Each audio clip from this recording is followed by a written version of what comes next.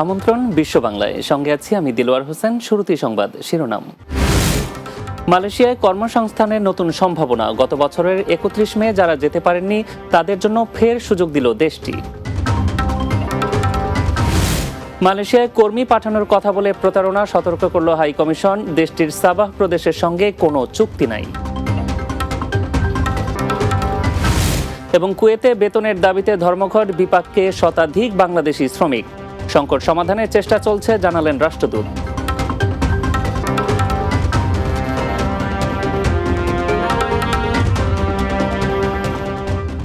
শুনছিলেন শিরোনাম, এবারে বিস্তারিত। মালয়েশিয়ায় কর্মসংস্থানের অপেক্ষায় থাকা বাংলাদেশিদের জন্য এসেছে আশার আলো।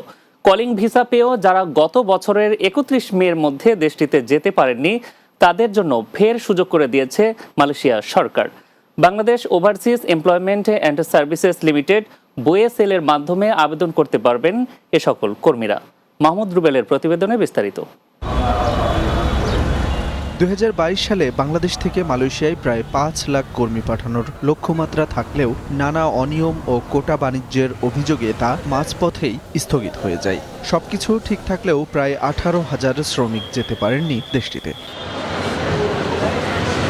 সম্প্রতি দেশটির কনস্ট্রাকশন ও ট্যুরিজম খাতে এসব কর্মীকে নিয়োগের সিদ্ধান্ত নিয়েছে মালয়েশিয়া সরকার। শুক্রবার মালয়েশিয়ার বাংলাদেশ হাইকমিশন এক বিজ্ঞপ্তিতে এসব তথ্য জানিয়েছে।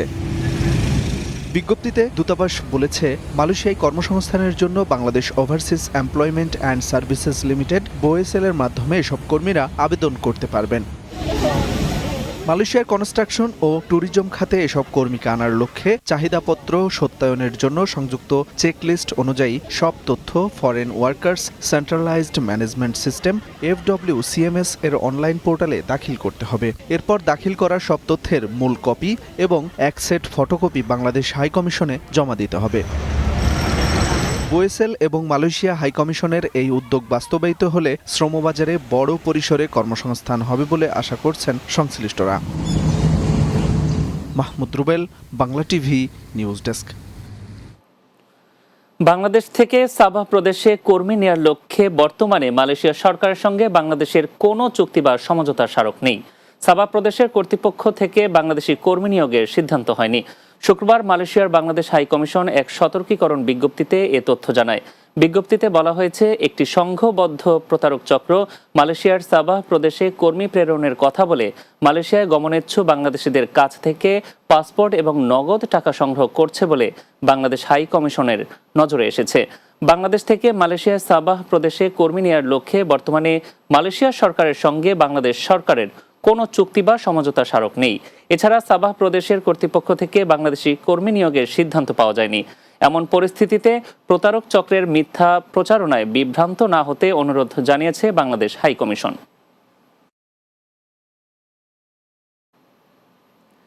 কুয়েতে বকেয়া বেতনের দাবিতে কর্মবিরতিতে অংশ নিয়ে সংকটে পড়েছেন শতাধিক বাংলাদেশি শ্রমিক।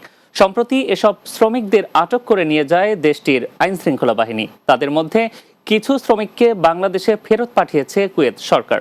এমন পরিস্থিতিতে বাংলাদেশ দূতাবাস সংকট সমাধানে কাজ করছে বলে জানিয়েছে দেশটিতে নিযুক্ত বাংলাদেশের রাষ্ট্রদূত major general Syed Tarek Hossain. Kuwait প্রতিনিধি আহজুবেদের পাঠানো তথ্যছবিতে আরও জানাচ্ছেন সর্দার রাজীব।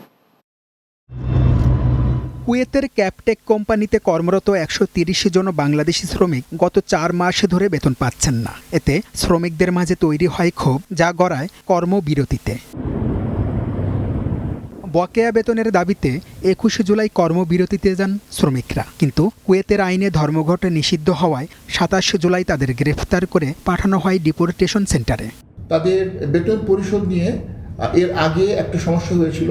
তারা যখন দূতাবাসে অভিযোগ দেন গত বছর নভেম্বর মাসে, তখন দূতাবাস থেকে সেই ক্যাপটেক কোম্পানির মালিককে ডাকা হয় এবং তাদের অ্যাডমিনিস্ট্রেশনের লোকজন আসার পরে কথাবার্তা বলে সমস্যা মিটিয়ে দেওয়া হয় এবং তাদের বকেয়া বেতন পরিশোধ তারা করে দেন।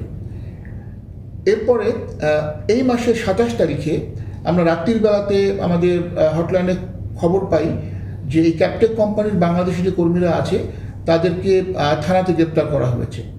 অভিযুক্ত কোম্পানিটি ১ মাসের বেতন পরিশোধ করে বাকি টাকা ৩ কিস্তিতে দেওয়ার প্রস্তাব দিলেও তা প্রত্যাখ্যান করেন শ্রমিকরা।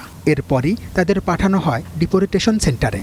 21 তারিখ থেকে ধর্মঘটে যোগ দেওয়ার পর থেকে তারা চেষ্টা করেন চাপ প্রয়োগের মাধ্যমে তাদের বেতন পাওয়ার জন্য, এবং অনন্য উপায় হয়ে তারা সংশ্লিষ্ট থানা ফান্তাস থানায় তারা এই 27 তারিখ সকালে গিয়ে অভিযোগ করেন তারা বেতন পাচ্ছেন না। তো ফান্তাস থানা তাদেরকে বলে সবাইকে নিয়ে আসার জন্য। তাদের সাথে কিছু ভারতীয় শ্রমিক ছিলেন, কিছু নেপালি শ্রমিক ছিলেন, 130 জন বাংলাদেশি, ভারতীয় এবং নেপালি যারা ছিলেন সবাইকে নিয়ে এই ফান্তাস থানা তাদেরকে ডিপোর্টেশন সেন্টারে তাদেরকে পাঠানোর উদ্যোগ গ্রহণ করে। এদিকে ক্যাপটেক কোম্পানির কিছু শ্রমিককে ইতোমধ্যে ফেরত পাঠানো হয়েছে বাংলাদেশে। বাকিদের নিয়েও তৈরি হয়েছে অনিশ্চয়তা। পররাষ্ট্র মন্ত্রণালয়ে যোগাযোগ করি, পররাষ্ট্র মন্ত্রণালয়ের মাধ্যমে নোট ভার্বাল আমরা পাঠাই এখানকার ইন্টেরিয়ার মিনিস্ট্রিতে, যেখানে স্বরাষ্ট্রমন্ত্রীর সাথে আমি সাক্ষাৎ করবো এই বিষয়ে, এবং এদের public authority of man power তাদের সাথেও আমরা যোগাযোগ করার জন্য চিঠি দিই। এখনও আমরা চিঠি উত্তর পাইনি, কিন্তু আমরা প্রাণপণ চেষ্টা করে যাচ্ছি, এবং মালিককেও আমরা চিঠি দিয়েছি এবং প্রতিনিয়ত যোগাযোগ করছি যেন তাদেরকে, আমাদের এই বাংলাদেশি কর্মীদেরকে যেন ডিপোর্টেশন সেন্টার থেকে ছাড়ানোর ব্যবস্থা করা হয়। এ ঘটনায় নতুন করে বাংলাদেশি শ্রমিকদের অধিকার, নিরাপত্তা ও আইনি সচেতনতা নিয়ে প্রশ্ন উঠেছে। তবে তাদের ন্যায্য অধিকার প্রতিষ্ঠার দাবি জানিয়েছেন কমিউনিটি নেতারা। Sardar Rajib, Bangla TV, news desk. যুক্তরাষ্ট্রের ম্যানহাটনে গুলিতে নিহত বাংলাদেশি বংশোদ্ভূত পুলিশ কর্মকর্তা দিদারুল ইসলামকে শেষ বিদায় জানাতে বৃহস্পতিবার রাস্তায় নেমেছিল নিউ ইয়র্কবাসী। সহকর্মী, প্রবাসী বাংলাদেশি ও স্থানীয়দের এমন স্বতঃস্ফূর্ত অংশগ্রহণে বর্ণাঢ্য এই অন্তিম যাত্রা হয়ে উঠেছে এক অভূতপূর্ব দৃশ্য, যা অনেকের মন ছুঁয়ে গেছে, অনেকের চোখ ভিজিয়েছে। সকাল থেকেই ব্রঙ্কসের পার্ক চেস্টার জামে মসজিদ প্রাঙ্গণে জড়ো হতে থাকেন পুলিশ সদস্য, সরকারি কর্মকর্তা, কমিউনিটি নেতা সহ সর্বস্তরের মানুষ। অনেকেই এসেছেন নিউ ইয়র্কের বাইরে থেকে। কান্না ভেজা চোখে গভীর সম্মানে তারা কাঁধে কাঁধ মিলিয়ে দাঁড়িয়েছিলেন দিদারুলকে শেষ বিদায় জানানোর জন্য। জানাজার আগে বক্তব্য দেন নিউ ইয়র্ক স্টেটের governor Kathy Hochul, city mayor Eric Adams, police commissioner Jessica Tisch, Didarul ইসলামের স্ত্রী জামিলা বেগম সহ বিভিন্ন প্রশাসনিক ও নির্বাচিত কর্মকর্তারা। তাদের ভাষণে উঠে আসে দিদারুলের আত্মত্যাগ, তার পেশাদারিত্ব এবং বাংলাদেশি পরিচয়ের প্রতি শ্রদ্ধা। এর আগে গত সোমবার সন্ধ্যায় ম্যানহাটনের পার্ক অ্যাভিনিউয়ে দায়িত্ব পালনকালে তিনি বন্দুকধারীর হামলার শিকার হন। বিশ্ব বাংলায় নিচ্ছে এবার ছোট্ট একটা বিরতি। ফিরে আসার পর অন্যান্য সংবাদের সাথে আরও যা থাকছে। ব্রিটেনে অনুষ্ঠিত হলো বাংলাদেশি ফেস্টিভ্যাল 2025। নতুন প্রজন্মের মাঝে দেশীয় সংস্কৃতি তুলে ধরতেই এই উদ্যোগ, বলছেন আয়োজকরা।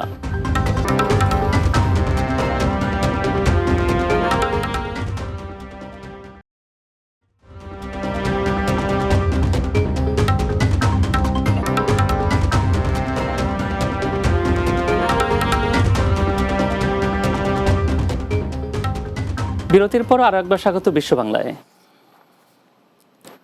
সম্প্রতি ঢাকায় ঘটে যাওয়া মর্মান্তিক বিমান দুর্ঘটনায় নিহত ও আহতদের স্মরণে মালদ্বীপে বাংলাদেশ দূতাবাসে খোলা হয়েছে একটি শোক বই।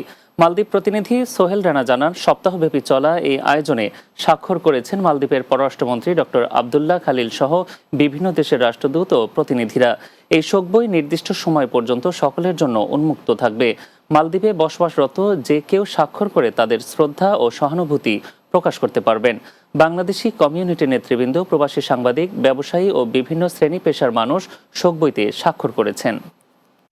সপ্তাহব্যাপী এই শোক বইতে মালদ্বীপে অবস্থিত বিভিন্ন মিশনের কূটনৈতিক বৃন্দ এবং জাতিসংঘের যে অফিস সমূহ রয়েছে সেখানকার প্রধানবৃন্দ তাদের এই শোক বইতে স্বাক্ষর করেছেন এবং তাদের মেসেজ লিপিবদ্ধ করেছেন।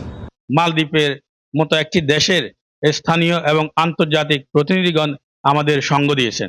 আমরা সেটা গর্ববোধ করি এবং আশা করি আমাদের এই দুঃসময় সবসময় আন্তর্জাতিক মহল আমাদের পাশাপাশি থাকবেন। সৌদি আরবে রিয়াদস্থ বাংলাদেশ দূতাবাসে বিভিন্ন কর্মসূচির মাধ্যমে জুলাই গণ অভ্যুত্থান দিবসের প্রথম বার্ষিকী উদযাপিত হয়েছে।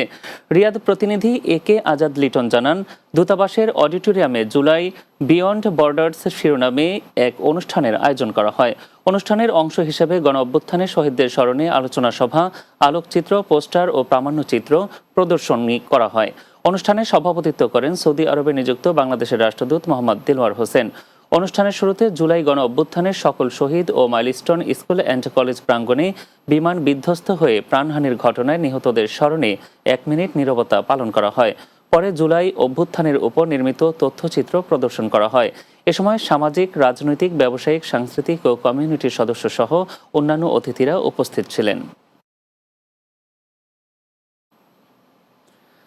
বাংলাদেশি সংস্কৃতিকে নতুন প্রজন্মের মাঝে তুলে ধরতে যুক্তরাজ্যে অনুষ্ঠিত হয়েছে বাংলাদেশি ফেস্টিভ্যাল 2025। দেশটির স্থানীয় হাল শহরের একটি পার্কে বেঙ্গল টাইগার্সের আয়োজনে দিনব্যাপী অনুষ্ঠিত হয় এই ফেস্টিভ্যাল। মেলার মূল আকর্ষণ ছিল হাড়িভাঙা, মোরগ লড়াই, ফুটবল ও ক্রিকেট সহ মজাদার খাবারের স্টল। মেলায় স্থানীয় গণ্যমান্য ব্যক্তিবর্গের মধ্যে উপস্থিত ছিলেন স্থানীয় কাউন্সিলর বৃন্দ, হাম্বারসাইড পুলিশের ঊর্ধ্বতন কর্মকর্তা এবং বিভিন্ন কমিউনিটির রাজনৈতিক ও সামাজিক নেতৃবৃন্দ।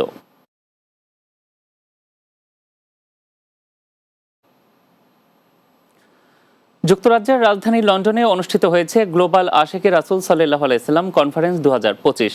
লন্ডন প্রতিনিধি ফজলুল হক জানান, ইলফোর্ডের রেড ব্রিজ টাউন হলে অনুষ্ঠিত এই সুফি কনফারেন্সে বিশ্বের 20টিরও বেশি দেশের প্রতিনিধি অংশগ্রহণ করেন। অনুষ্ঠানে প্রধান অতিথি হিসেবে বক্তব্য রাখেন মোহাম্মদী ইসলামের নেতৃত্ব প্রদানকারী মহামানব ইমাম প্রফেসর ডক্টর কুদরতে খোদা। এছাড়া যুক্তরাষ্ট্র, Denmark, Sweden, Canada, Malaysia, Bangladesh ও যুক্তরাজ্যের প্রতিনিধিরা বক্তব্য রাখেন। বাংলাদেশ সেনাবাহিনী ও যুক্তরাষ্ট্রের নেভাদা ন্যাশনাল গার্ডের মধ্যে যৌথ সামরিক মহড়া টাইগার লাইটনিং সফলভাবে সম্পন্ন হয়েছে। সিলেটের জালালাবাদ সেনানিবাসে 23 জুলাই শুরু হওয়া এই প্রশিক্ষণ কার্যক্রম চলে 30 জুলাই পর্যন্ত। এতে বাংলাদেশ সেনাবাহিনীর প্যারা কমান্ডো ইউনিটের 100 জন ও ইউএস আর্মির 66 জন সদস্য অংশ নেন। প্রশিক্ষণটি কাউন্টার টেরোরিজম, শান্তি রক্ষা, জঙ্গলে অপারেশন এবং বিস্ফোরক বিষয়ক নানা কার্যক্রম নিয়ে গঠিত হয়। সমাপনী অনুষ্ঠানে প্রধান অতিথি ছিলেন 17 পদাতিক ডিভিশনের GOC major general ASAM Ridwanur Rahman এবং বিশেষ অতিথি ছিলেন বাংলাদেশে নিযুক্ত যুক্তরাষ্ট্রের ভারপ্রাপ্ত রাষ্ট্রদূত ট্রেসি এন জ্যাকবসন। অনুষ্ঠানে স্বাগত বক্তব্য রাখেন প্যারা কমান্ডো ব্রিগেড প্রধান ব্রিগেডিয়ার জেনারেল ইমরুল হাসান। এ সময় প্রশিক্ষণের অভিজ্ঞতা তুলে ধরেন lead ex planners US major উই স্টেসেন এবং বাংলাদেশ সেনাবাহিনীর মেজর মাহমুদুল হাসান।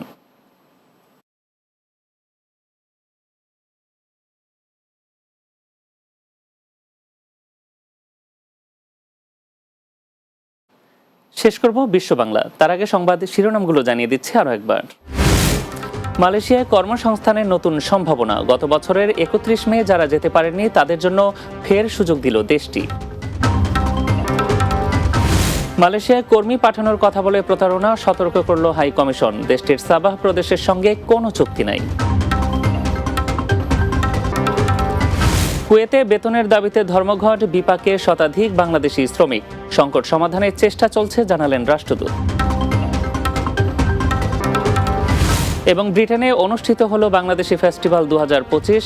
নতুন প্রজন্মের মাঝে দেশীয় সংস্কৃতি তুলে ধরতেই এই উদ্যোগ, বলছেন আয়োজকরা।